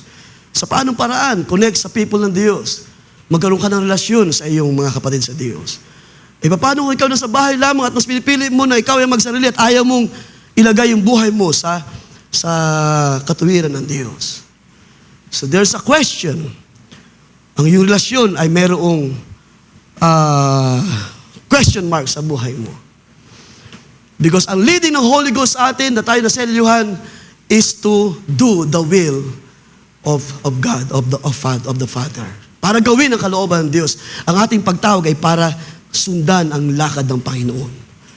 Gawin ang katuwiran ng Diyos. Gawin ang salita ng Diyos sa buhay natin. And therefore, mga kapatid, go back to our text, Ephesians 1. Kunti na lamang. So, paano ito kumikilos? How does it work sa buhay natin? How the seal works sa buhay natin? Because madali lang sabihin, Pastor, ako yung sumasampalataya. Pero kailangan ng manifestation bukod sa fruit of the Holy Spirit sa buhay natin. At hindi rin naman ako maniniwala kapag tayo may bunga ng Espiritu Santo, pero pipiliin natin magsolo. No. Ang pag-ibig ay hindi makasarili, sabi ni Pablo. Ang pag-ibig ay sumusunod sa kalooban ng Diyos, kumikilala sa kalooban ng Diyos. So how does it work? Yung seal. Sabi sa verse 13, in Him you also trusted after you heard the word of truth, the gospel of your salvation, in whom also having believed. So ito ay past tense na, nangyari na sa buhay natin. Mayroon tayong narinig na gospel of truth sa ating panahon. Tayo sumampalataya, nabautismuhan, and then sabi ng pangako, you were sealed with the Holy Spirit of promise. You were secured sa Diyos. Kaya nga sabi ni Jesus, even the gates of hell cannot prevail. I will tell you mga kapatid, walang karamdaman na mananaig sa buhay mo. Walang kapangyarihan ng kaaway na gagabi sa buhay mo. You are secured. You are sealed by the grace of God. Hallelujah. At hindi ang Diyos papayag na yung relasyon ay wasakin ng diablo, sirain ng kaaway.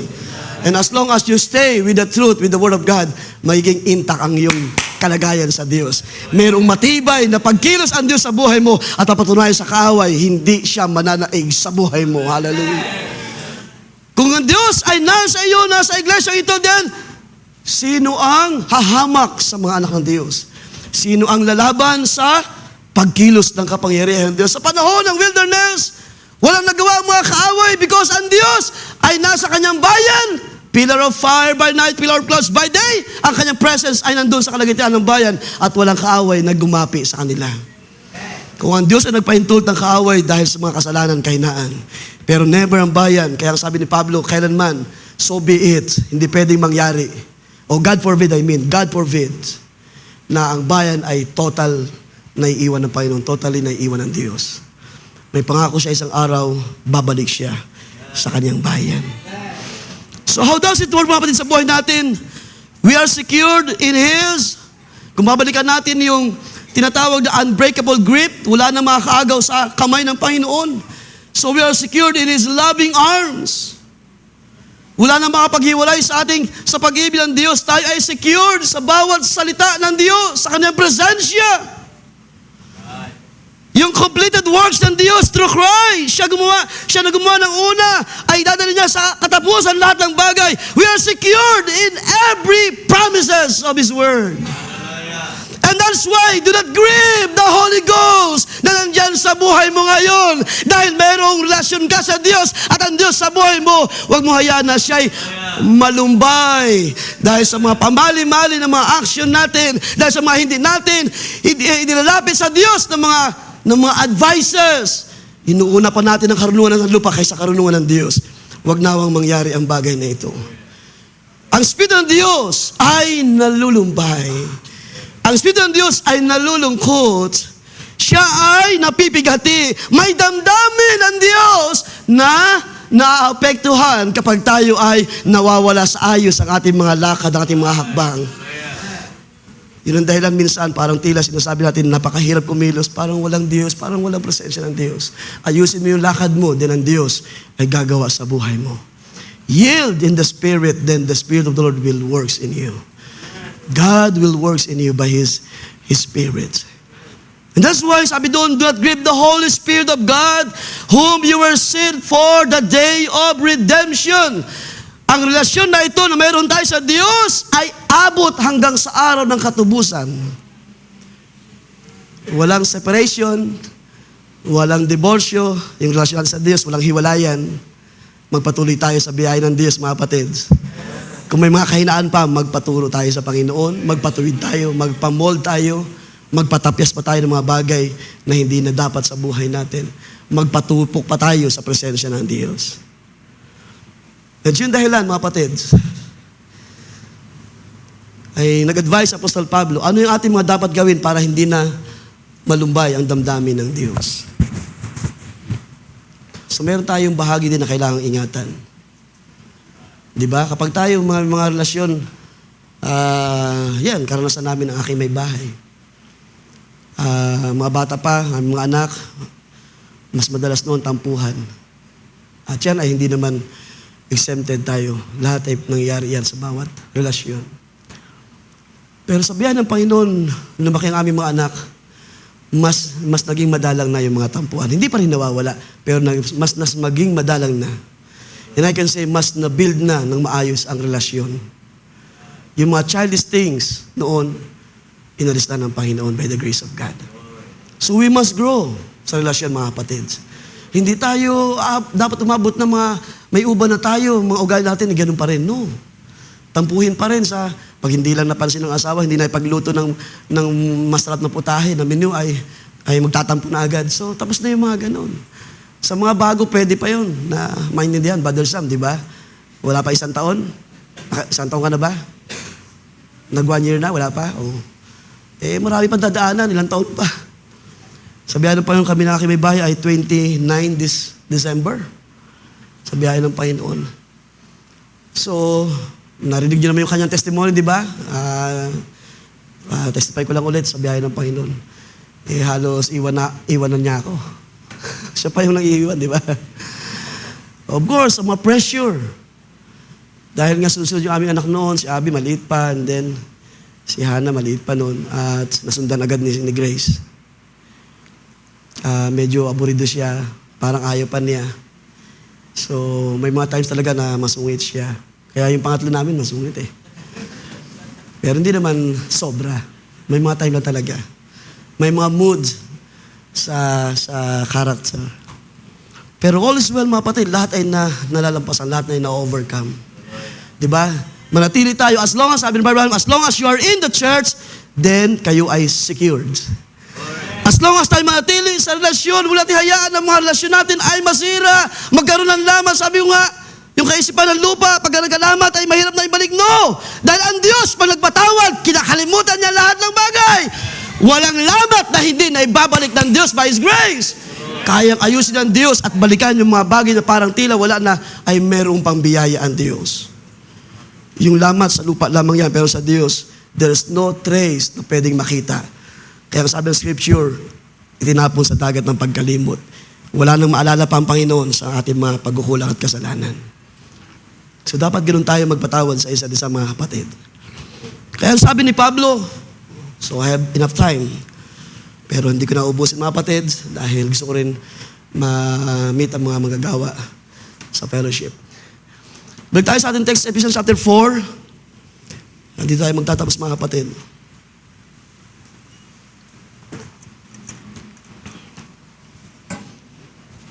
So tinignan ko lang yung bagay ito, mga kapatid, when it comes to the seal, how it works sa buhay natin. So meron palang kaugnayan ito sa relasyon sa Diyos. Diyos atin at sa atin sa Diyos. Because of this word na binagay ni Pablo, do not grieve. So merong damdamin doon sa loob natin na kailangan nating siya bigyan ng kaluguran. At yan ay ang Diyos, mga kapatid. Kaya pag sa 31, anong payo ni Pablo? Ano ating dapat gawin para hindi malumbay ang Espiritu Santo na nasa atin? Para maging maayos lagi ang relasyon natin sa Diyos. Kaya nga sabi sa inyo kanina, kamusta na ang ating mga relasyon? May mga tampuhan pa ba tayo? Mayroon pa bang mga mabibigat na puso sa atin sa umagang ito na hindi pa rin nakareconcile sa kapatid? Tapusin na natin yan. 2026 na. Ilang buwan na lang? 2027 na. And who knows? Yung sinasampalatayan natin na ang Panginoon ay napakalapit na. Paano kung hindi na matapos yung taon na ito? The Lord comes. Nadatnan tayo na meron pa rin bitterness sa ating mga puso. Huwag nawang mangyari. Kaya sabi ni Pablo, let all. Yan. So para hindi na mag-grieve ang Panginoon sa puso natin, let all bitterness. Wow. Yung mga pait. Diba? Parang ampalaya. Pero kumain tayo ng ampalaya dahil masustansya yan. Kailangan natin sa katawan yan. Pero yung pait, hindi natin kailangan ito, mga kapatid. Let all bitterness be put away. Ay. Totoo ba yan, mga kapatid? By the grace of God. Ang Panginoon ay mabiyaya. Ang Panginoon ay mayroon laging paraan para tayo ay dalhin sa Kaniyang salita. The Lord knows His own. The Lord knows His people. The Lord cares for our lives. Ayaw niyang dalhin tayo, ayaw niyang tayo madala ng mga bagay ng lupa, ng mga laman sa mga panahon na ito. Let all bitterness, wrath, anger, clamor, evil speaking. Mga kapatid, ang panahon na para yung ating mga labi ay ayusin natin sa harapan ng Diyos. Nung hindi tayo manatili na lagi tayo nagsasalita ng pangit sa kapatid. Pag may nakita tayong mali, ganyan ka talaga ganyan ka, ugali mo na yan noon pa.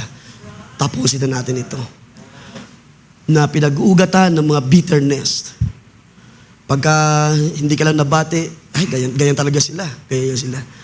Let's put away all this bitterness. Evil speaking. Kaya ang sabi ni Pablo, let your word ay magkaroon ng biyaya, ang iyong mga speech, ang iyong mga salita ay magkaroon ng blessing lagi sa mga nakakarinig. Hallelujah! Panginoon, kung ito'y mga kahinaan pa namin sa laman, then ang Diyos nawa ang magpatawad sa atin at mag-ayos na buhay natin. Dahil meron ng Diyos iniingatan sa buhay natin, yun ay ang selyo ng Espiritu ng Diyos. May relasyon na iniingatan ng Diyos sa buhay natin. Be put away from among you, house of the Paul, ay mga believer, with all malice. Yan, alisin na natin yan. Hindi nabati ng birthday, nagtampo. Alisin na natin yan. Hindi nabati ng Mother's Day, alisin na natin yan, nagtampo. Sister wife, hindi nabati ng anniversary. O di ba? O Brother Sam, baka pinapauna ko na, baka makalimutan mo batiin Sister Mau. Baka hindi ka madalahan ng flowers, ina-expect mo pa naman, monthly, gusto ko lagi may flowers. Diba? Hindi nabili yung pangailangan, hindi na-meet ang pangailangan. With all malice, yung mga negatibo, mga anak sa magulang, mga magulang sa anak. Be kind, sabi ni Paul, be kind to one another. Amen po ba? That's the word. Ito yung magpapainit ng relasyon. Ito yung magpapatibay pa ng pagkilos ng selyo ng Holy Ghost sa buhay mo. Be kind to one another, tender-hearted, forgiving one another, even as God in Christ forgive you. Be put away in your hearts. Bitterness, clamor, evil speaking lahat, all malice ay maalis na. So be it, Lord. So be it, Lord, na ang relasyon na ito ay maging mas malalim pa sa mga panahon na ito. I'm talking about our relationship sa Diyos, ang ating pag-ibig, pagmamahal sa Diyos. Hindi na tayo mamimili ng salita, hindi na tayo mamimili ng pagtuturo. Kapag nandiyan ang mga paalala, nandiyan ang mga pagtutuwid, lagi tayong sumasampalataya, lagi tayong sumusunod. Amen, Lord, sa iyong mga salita. You see? Kaya sabi ko sa inyo kanina, kamusta ng ating mga relasyon sa isa't isa? Kamusta ng ating relasyon sa Diyos?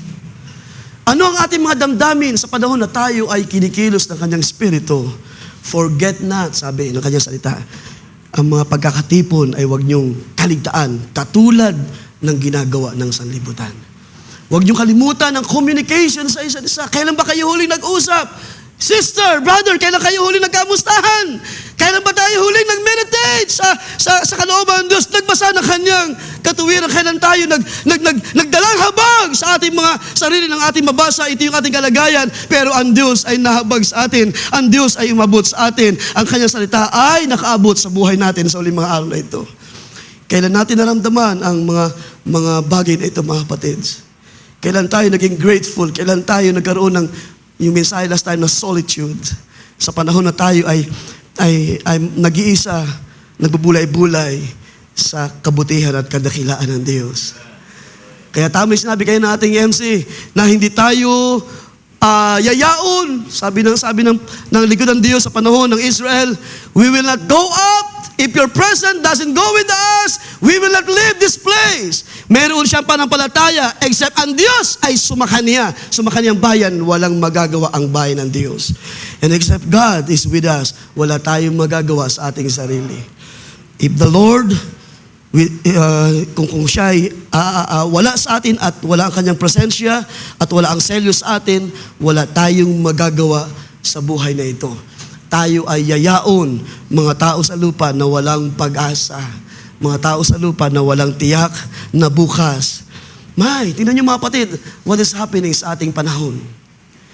Kung kayo ay aware, kung hindi ako nagkakamali, may 4 na lindol na nangyari within this year, lahat ay 7 magnitudes. Venezuela, Colombia, latest ay sa, latest itong nakaraan lang, Indonesia. At meron pang isa, Davao. Lahat ito ay 7 pataas ang magnitude at hindi birong casualty, hindi birong nangyayari sa ating panahon. Kakaiba ang mga bagay na ito. How close we are, mga kapatid. Kailan pa natin ayusin ang ating relasyon sa isa't isa. Yung mga hindi nagpapansinan, magpansinan na tayo. Yung mga hindi nagkakamayan dyan, kamayan mo na. Yung mga hindi nagbabatian, batiin mo na. God bless you, sister. Pagpalain ka ng Panginoon. Tayo lahat tayo magsitayo, ating palapakan ng Diyos sa kaniyang mga salita. Can we say, praise the Lord? Hallelujah. Glory to Jesus. Glory to God. Sa Diyos mauwi lahat ng papuri at pasalamat sa umagang ito. Salamat sa kaniyang kabanalan, sa kaniyang mga salita, sa kaniyang pangungusap sa mga panahon na ito. Huwag niyo kalimutan mga kapatid, may damdamin sa loob natin na nalulumbay kapag tayo ay nagkukulang sa salita ng Diyos. Mayroong isa na nandoon sa ating puso, dwelling in us, at ang pangako niya, He will be with us until the end. And I pray na ang Panginoon ay hindi na makaranas, makadama ng kalumbayan sa mga panahon na ito. Hindi tayo ay magbigay lugod sa Diyos. Tayo ay lumakad, magtapat sa kaniyang mga salita, lumakad tayo, may tamang pag-unawa sa salita ng Diyos, sumunod tayo sa kung ano yung pag-akay ng Espiritu ng Diyos. Panginoon, salamat sa iyong mga salita. Ikaw ay aming pinupuri, niluluwalhati. Pinapasalamatan ka namin, Panginoon, tunay. Buhay ang iyong mga salita sa uling mga araw na ito, O Diyos. We thank you for your words. Panginoon, inaakay mo kami sa uling mga araw. Palapit sa iyong kabanalan. Hindi lamang ito, Panginoon, nawa isang senses, Lord. Kundi higit pa sa mga damdamin or higit pa sa mga nararamdaman, it is faith, Lord. Ito ay pananampalataya na iyong pinagkaloob sa iyong mga banal. Panginoon, salamat sa iyong pag-akay sa amin. Salamat sa iyong pagtuturo sa buhay namin, O Diyos, sa bawat isa. Lord, bring your people, Lord, sa mas mataas na dako, O Diyos, ng mga karanasan. Dalhin mo kami sa iyong kalakasan, O Diyos, sa iyong malaya na pagkilos, Panginoon. Let your love be boundless sa buhay namin, Panginoon. Na wala na itong limitation, na wala kaming pipiliin sino man, O Diyos.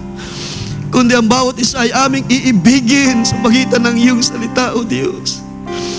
Aming pagmamalasakitan ng iyong salita, ang iyong gawain, ang iyong bayan, ang iyong iglesia.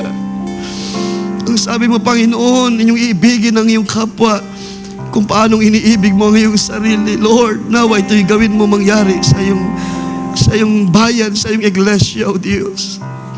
How we care for this church, for these people, for your people. Because kung paano namin sila, Panginoon, kinikilala o kinakalinga o kinikare, O Diyos, sa panahon na ito, ay ito'y pagpapakita, we care for you, O God. Because ang sabi na yung sa tagaan, paano mo ibigyan Diyos na nakikita ang iyong kapatid na yung nakikita ay hindi mo maibig.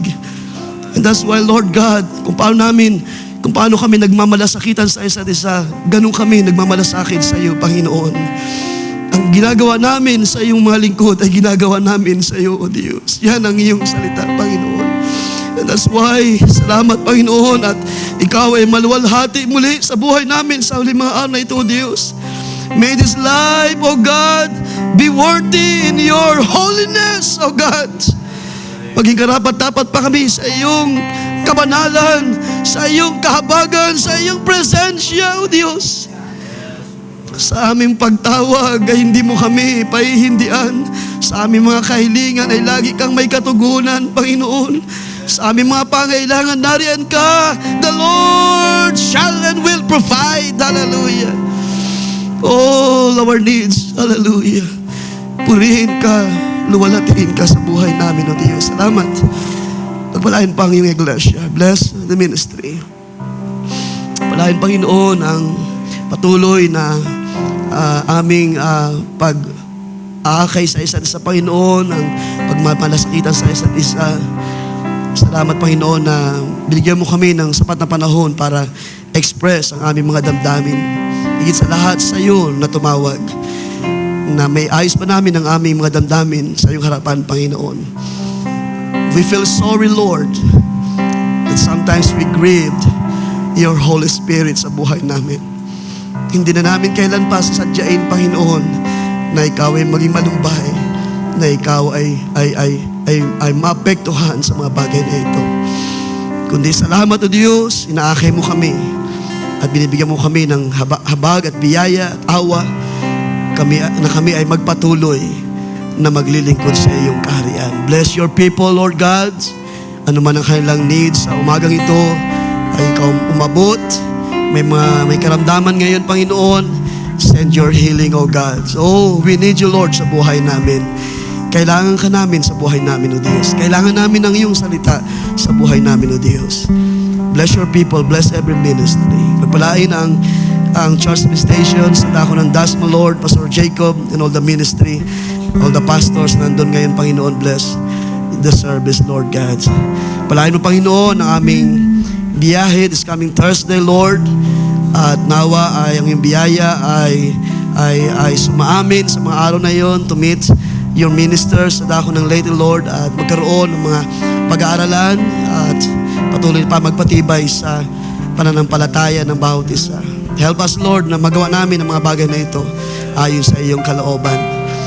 Sa iyo lamang, Panginoon, ay aming maingat na binabalik. Kapurit, pasalamat, pagdakila. Huwag mo kalimutan, Panginoon, ang mga may edad sa iglesia. Bless them with all strength, mercy, and grace mula sa iyo. In Jesus' name we pray. Amen and amen. Ating palapakamin sa Panginoon.